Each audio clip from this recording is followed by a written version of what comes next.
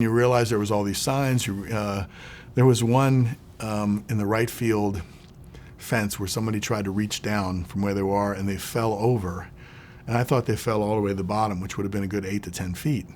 And it just so happened that it wasn't. The ground behind the fence was much higher, so they popped back up again, scared me.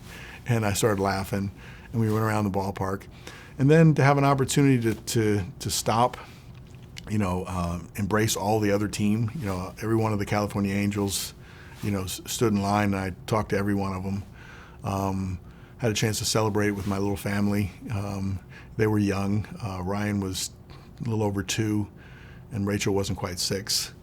And so they were taking it all in, and he had a chance to celebrate that. And then I thought one of the super special moments was my dad was up in the skybox. I had a skybox there, and we put him in the skybox. And I caught his eye, during this 22 minutes, and I was able to, And from an old school standpoint, my dad wasn't someone that said, "I love you," and all that kind of stuff. But you could see that he did, and his actions you could tell. But he wasn't that lovey-dovey sort of a dad, and that was sort of his time.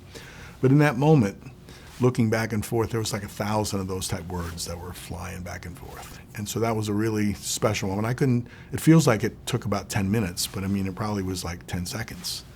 But that was a really cool moment. So there was tons of those moments. I always think when people talk about some of the great things that happened to you in your career on the field, what were the most meaningful ones? And the first and foremost was I caught the last out of the World Series as a 23-year-old guy. We won the World Series. It's part of your dream to be a big league player is to win the World Series, and we did. And so it was the greatest feeling of fulfillment, joy, that finality that you did it. And so that feeling is unparalleled. That stands all by itself.